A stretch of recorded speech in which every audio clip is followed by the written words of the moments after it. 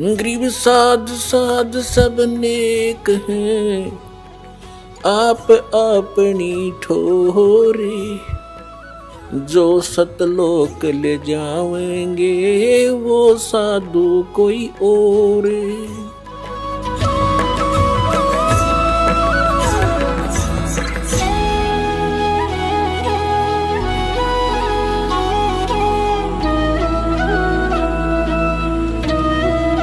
और दूसरी बात रही कि हम जो गलतियां करते थे या किसी चीज की हम लूट मचाना चाहते थे, दो कारण थे। एक तो हमारी परंपराएं इतनी विशाल बन गई और वो हमारी मजबूरी बन गई। जैसे विवाह करते हैं बच्चों का, विशेषकर लड़की का, तो हमने इस परंपरा को इतना बिगाड़ लिया, बेटी दुश्मन बना ली और गर्भ में मारने लग गए। किस लिए? कि ब्याह करना पड़ेगा, 2-3 लाख रुपये लगेंगे, और जिसके 2-3 कन्या होगी उसका तो मौत हो जाती थी। अब ये किस लिए हमने क्योंकि ये पैसे वाले जो मायाधारी मस्करे होते हैं ये सब परंपराएं खराब करते हैं, और जो मीडियम साइज के और गरीब लोग हैं वो उनकी देखम देखा उसको करना पड़ता, उनकी मजबूरी हो जाती है। तो इस कारण से हमने सबसे पहले ये जो हमारी फैली हुई कुरीति और परंपरा है इसको खत्म करना पड़ेगा।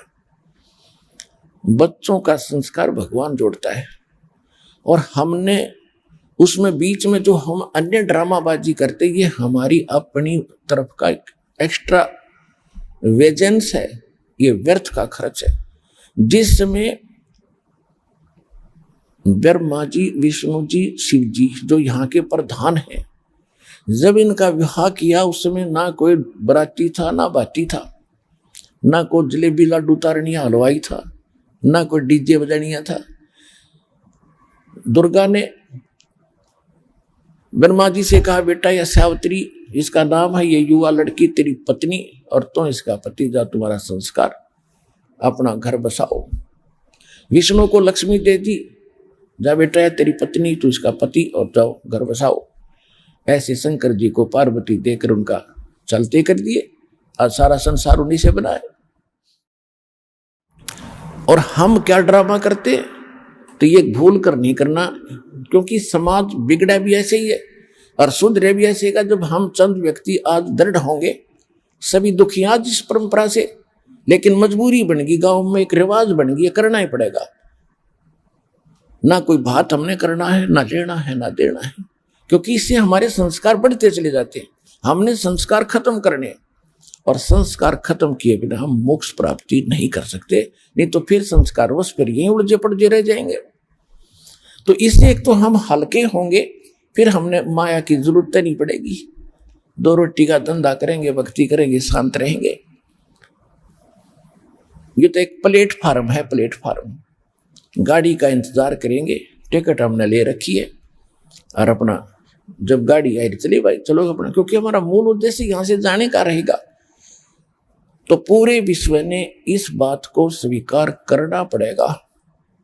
घड़ी बड़े मकानों की कति आवश्यकता नहीं, ठीक है आज कलयुग है, कोई व्हीकल की आवश्यकता है, भगवान आपको औरों से भी अच्छा देगा जब दृढ़ विश्वास से लगे रहोगे।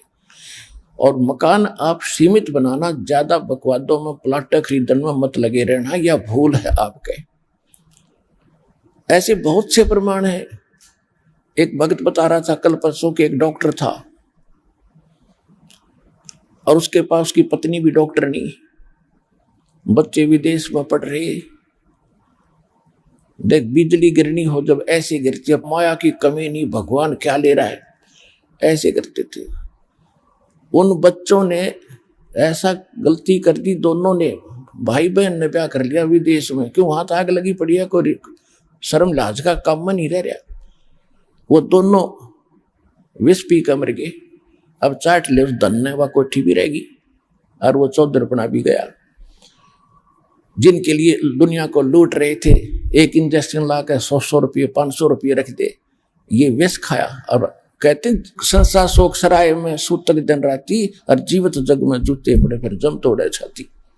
और जीवित इनका ये हाल हो गया, आगे यम के दूत उनके साथ क्या करेंगे, कहते उनकी छाती तोड़ेंगे, उनका लठ मारेंगे, प्रत्येक प्राणी कोई भी वहां जो भक्ति नहीं कर ये बकवादों में जीवन व्यर्थ कर गया तो ऐसी स्थिति होगी इनकी।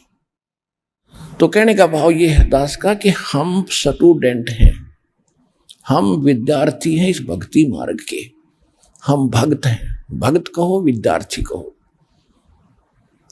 और भक्त और विद्यार्थी अपने उद्देश्य से भटक कर जो अन्य कार्य करता है वो विद्यार्थी भटक चुका अपने मार्ग से। तो जो आज भक्ति नहीं कर रहे मनुष्य जीवन प्राप्त प्राणी, चाहे वो प्रधानमंत्री है, चाहे किसी देश का राष्ट्रपति है, चाहे कोई IAS IPS या कोई जज वकील इंजीनियर डॉक्टर है, या हमारे जैसा कोई गरीब व्यक्ति है, यदि वो भक्ति नहीं कर रहा है तो वो उस भटके हुए विद्यार्थी की तरह है जो आगे चलकर कितना पछतावेगा। अब क्या कहते हैं, सूक्ष्म वेद में परमात्मा ने क्या बताया है कि इस मन की एक ऐसी आदत है, इसको सच्ची बात कहे और इसके हित की कहे कति नहीं माने, और इसने बकवादों की बता दे कति खुश होकर लग जाएगा। अब जैसे ही राजनेताओं की रैलियां होती हैं, वहां पर क्या होता है कि ज्यादा 2% व्यक्ति हैं जो उन राजनेताओं से लाभ उठाते हैं, और 98% धूल फांकते फिरते हैं, वो सूखी जाए बोलते फिरते।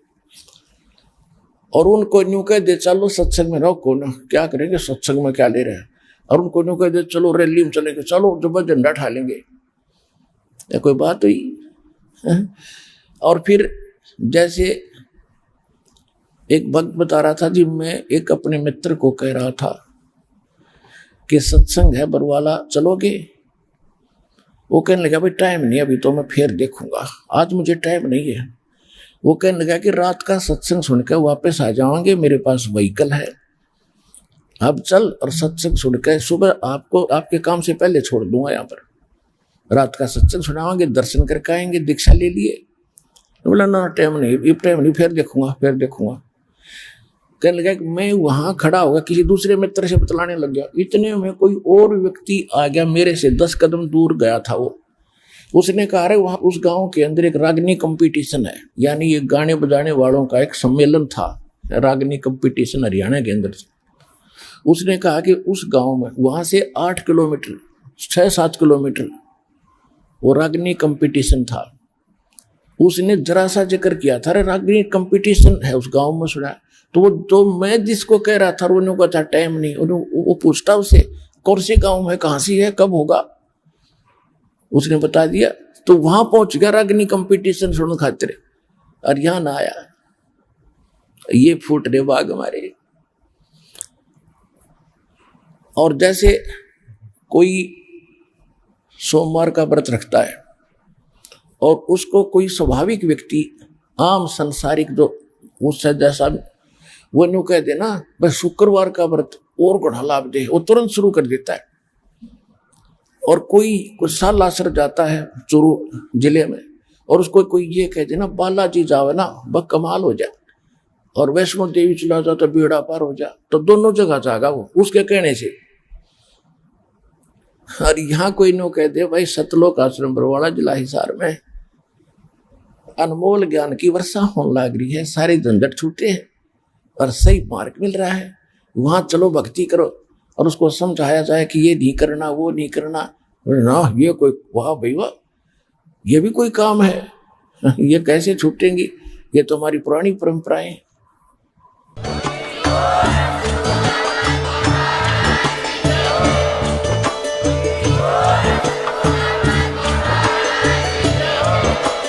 आप सुन रहे थे जगत गुरु तत्वदर्शी संत रामपाल जी महाराज जी के मंगल प्रवचन। अधिक जानकारी के लिए विजिट कीजिए हमारी वेबसाइट www.jagatgururampalji.org। संत रामपाल जी महाराज जी के शुभ आशीर्वाद से पूरे विश्व भर में 500 से भी ज्यादा नाम दीक्षा केंद्र हैं, जिन पर संत रामपाल जी महाराज जी द्वारा ऑनलाइन निशुल्क नाम दीक्षा दी जा रही है। अपने नजदीकी नाम दीक्षा केंद्र का पता करने के लिए संपर्क करें 8222880541।